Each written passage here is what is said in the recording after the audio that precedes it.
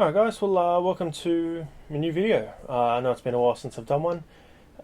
Haven't really done much on the wagon since finishing it up.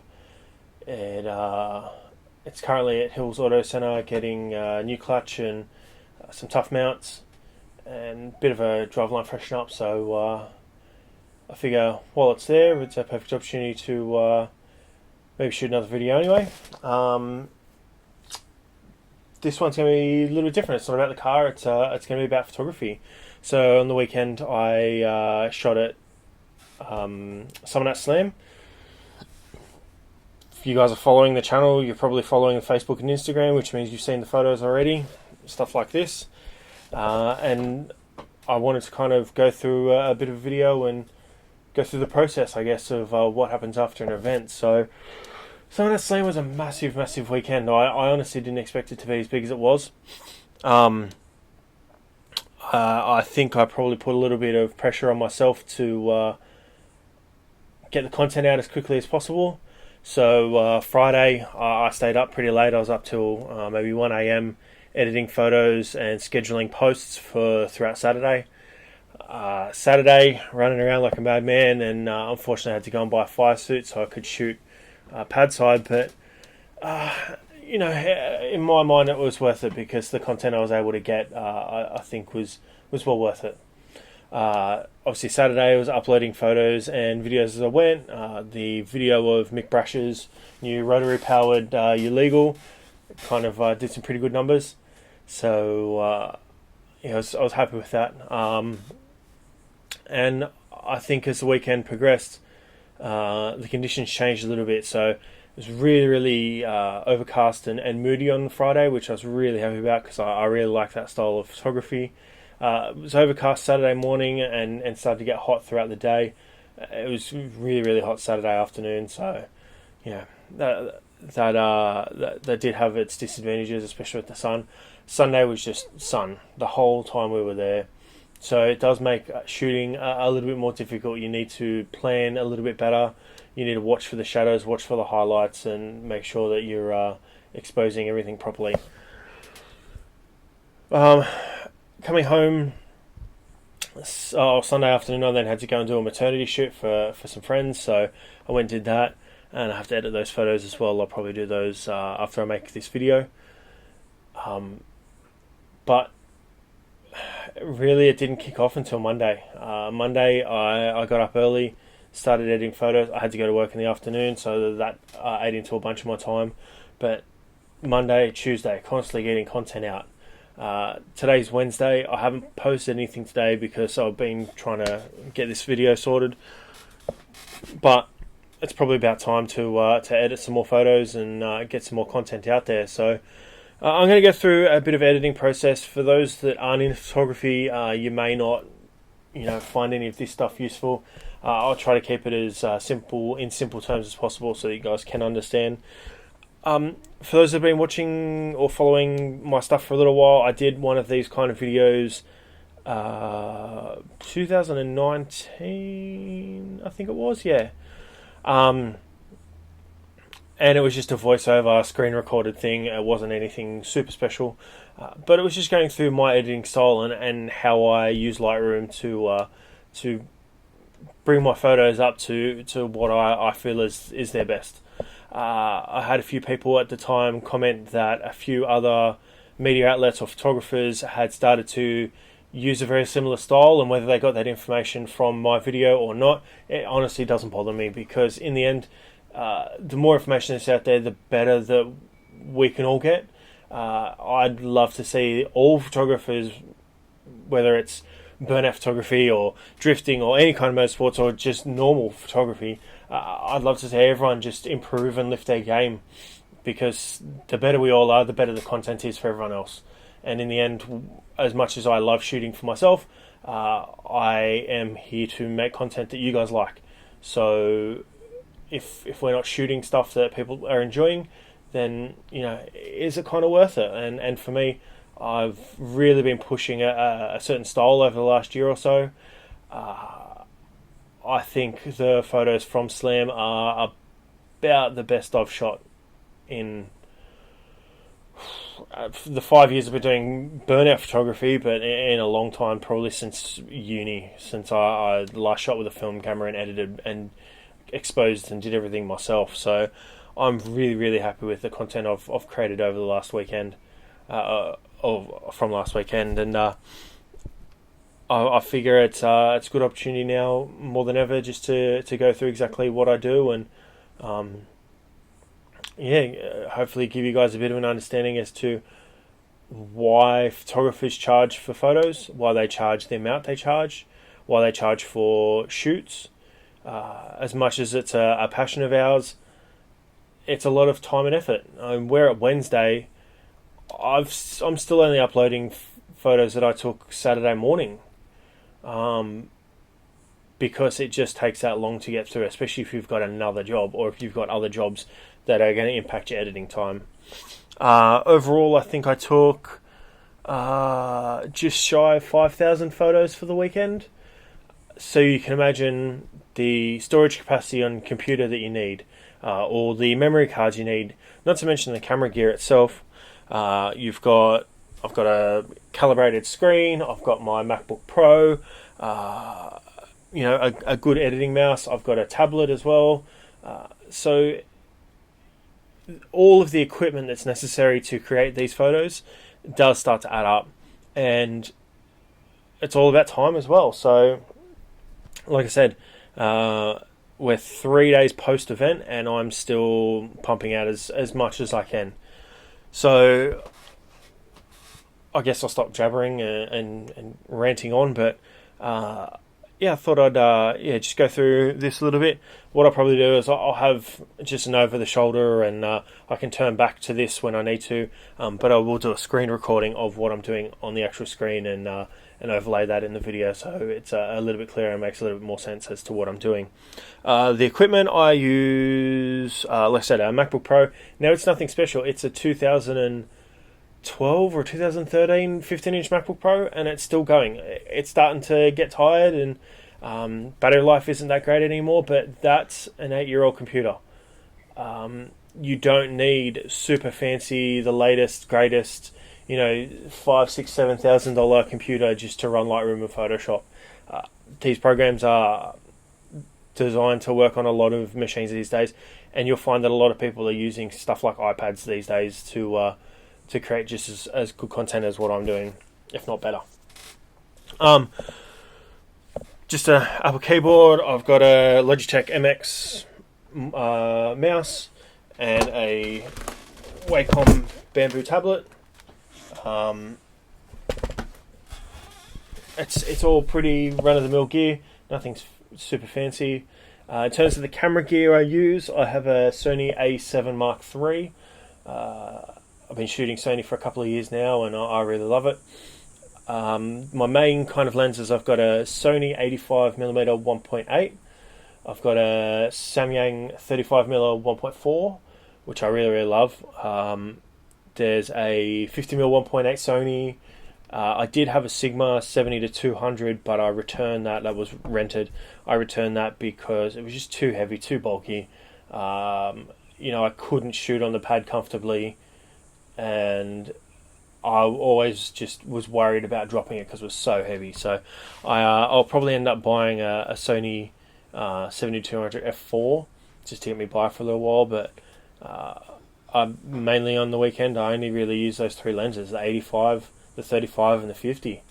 So I guess we'll get into it, and I'll go to the screen recording and we'll talk about exactly what we're doing. Alright, so we're all set up now. Camera's up over here, and I've got Lightroom open. So this is just Lightroom Classic, just part of the Adobe Creative Suite or Cloud or whatever they're calling it this week.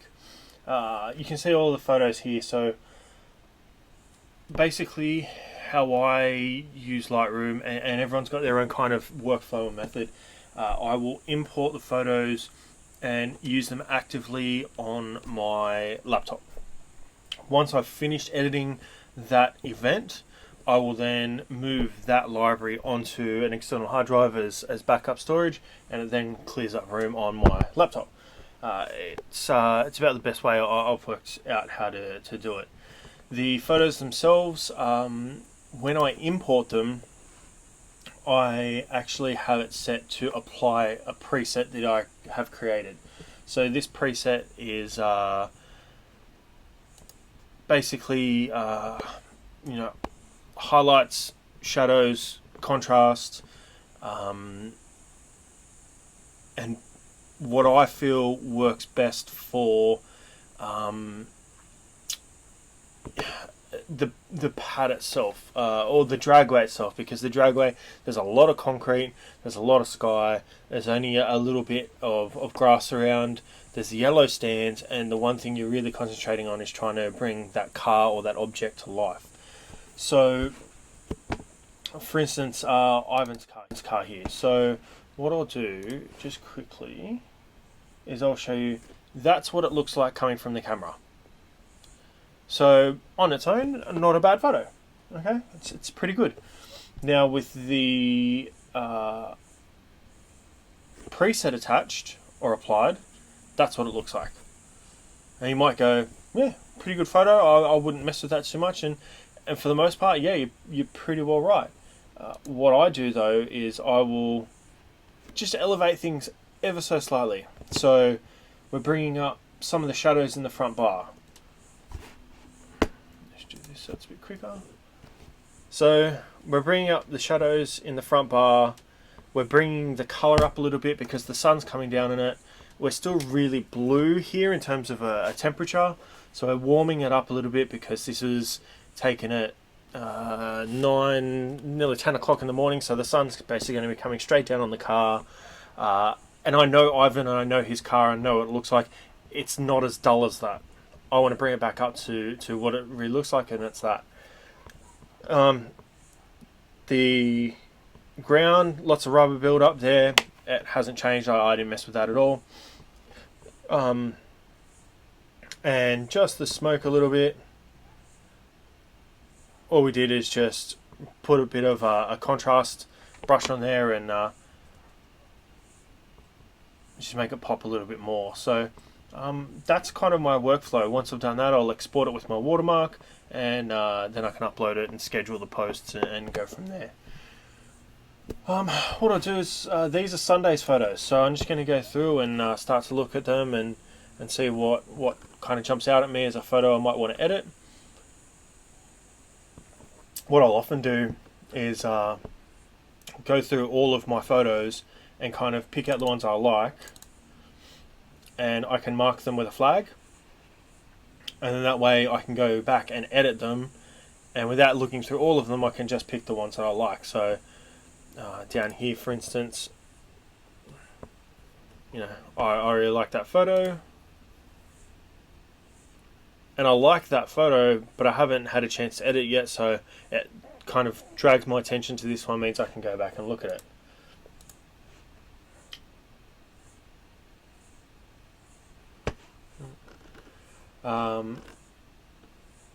If we're looking at some of the photos,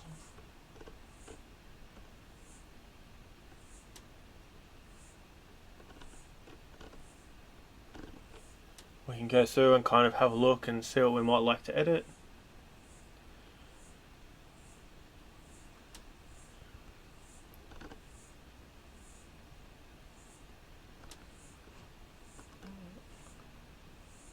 So I might do this wagon here. So overall, it's a pretty good photo. Composition's okay. I probably would have preferred to have the car down just a little bit more, or maybe down a little bit lower, shooting back up towards it. But in this circumstance, I'm pretty happy with this. So as I said, I'll show you what it looks like straight out of camera.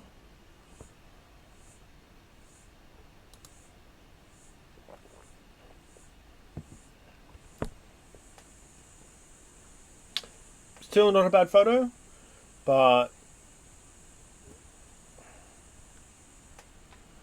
it's not great. I really, if I saw that, I'd probably look at it and go, oh yeah, like it's certainly not iPhone spec, but a phone probably could take that photo. So applying editing is what brings the photos alive. Now this photo is not going to need much. I can pick my brush tool, and all I'll do is I'll grab some shadows. I want to keep a bit of contrast about it, maybe just a little bit of sharpness, and we're just going to go over the front of the car here. Right.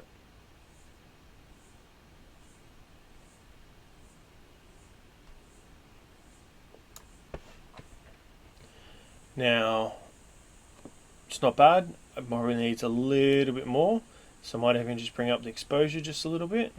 That's probably too much, because you don't want it to look super unnatural or superimposed. So, that's probably a good amount, I think. The rest of it, I'm happy with. I might just go and hit the smoke a little bit. So I don't know whether these are the Highway Max tires or the other brand. There's a brand, I can't remember what they're called, but they also do colored tires, and I find they're just not as vibrant as the Highway Max tires. Those Highway Max tires are probably a little bit more expensive, but I honestly think they perform just a little bit better in terms of the color and the pigment and how long it lasts during the skid. Basically, we're just brushing it.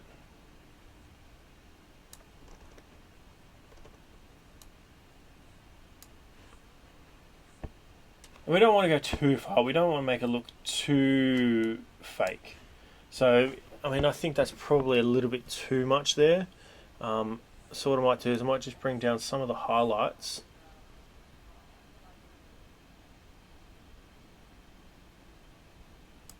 And it will start to just look a little bit better. Alright. Now we've got Tim McCormick here from SAR Photography. He's in there. I'm not getting rid of him. I'm not doing anything. He's one of my colleagues. We all get along really well, so I'm not going to do anything with that. The last thing I want to do is just touch up the ground just a little bit. Alright, so we can do this one of two ways. You can either just brush over the area and it works, but I do like to use the graduating filter.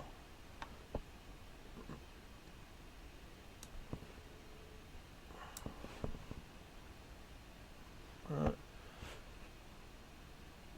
Now we can pull it back a little bit so I get a bit more details back in the road on the track surface.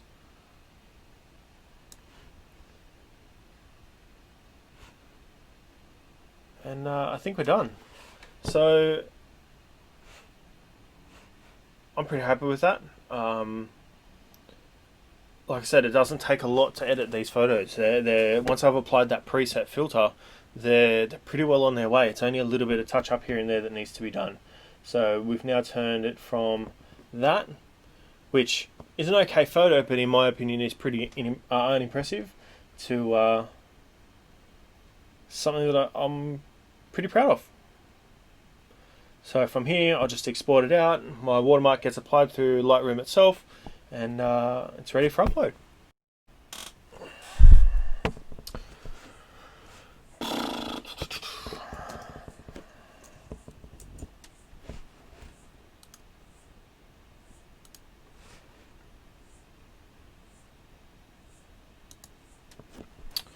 Alright, so now that photo's kind of exported and ready to go, go through the rest of my photos, and you can see there's just thousands.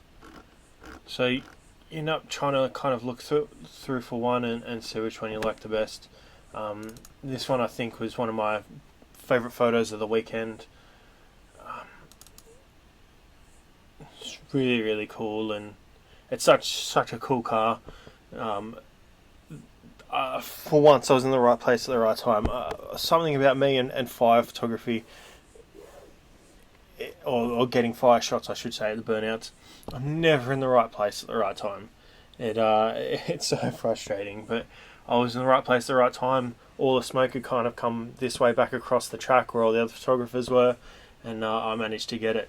The unfortunate one was right near the end of the day with Jono's Corolla. He had a bit of a fire, and I was like, oh, I'll get that, and kind of thought that's where it would end.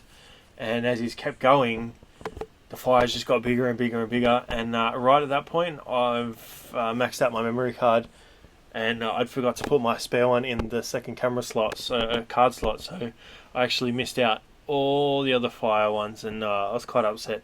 I know Danny from Jet 6 Images actually got some really cool photos of that, and I'm sure we'll have them up soon. But I was quite disappointed about missing that one. But overall, I'm really really impressed with how my work turned out over the weekend. I mean, even just looking at that, and it might not be the best composed photo in the world. Obviously, got a lot of wall.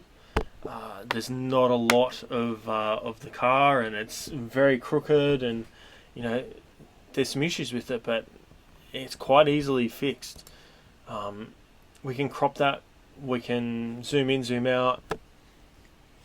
We can get it looking pretty good. So there's always plenty of options with photos to try and rectify them.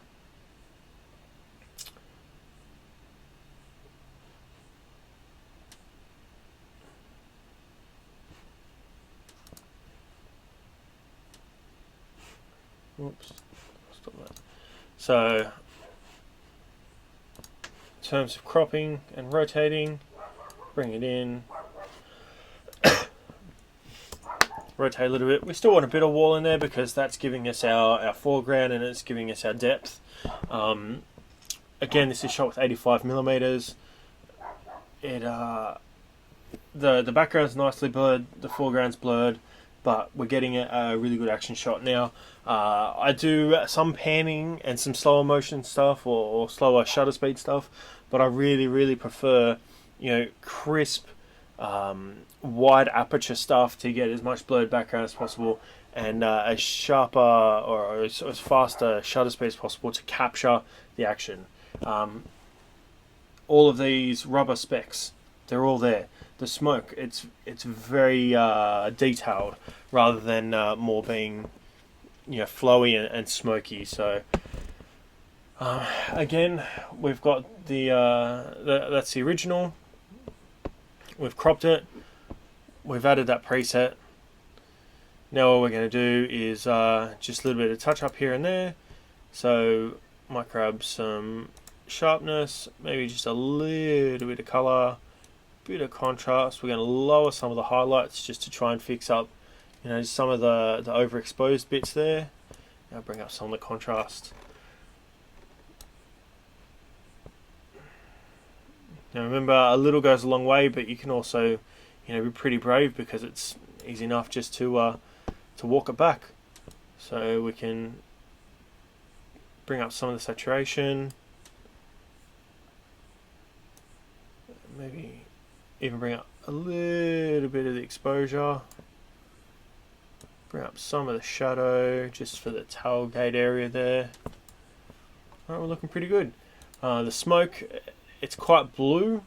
I don't know if there was some oil in that as well, but what we can do is grab the clarity, the sharpness, and we'll bring down the saturation just to try and get rid of that blue tinge.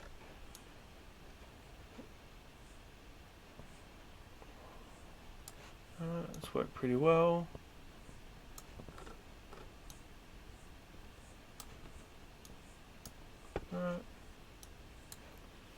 And I think we got it. There's a little bit of rubber speck there, which I'm okay with. There's all this rubber here. I'm good with all that. Don't need to do anything with the stands or the crowd. yeah, I think we're pretty good with that. So I guess I should probably just get back to editing and pump through as many of these photos as I possibly can. I might be doing a few little mods in the next couple of weeks on the wagon to get it ready for Power Cruise. So I'll try and document that as best as I can, and we'll see how we go with that. But yeah, until the next video, I guess I'll catch you guys later.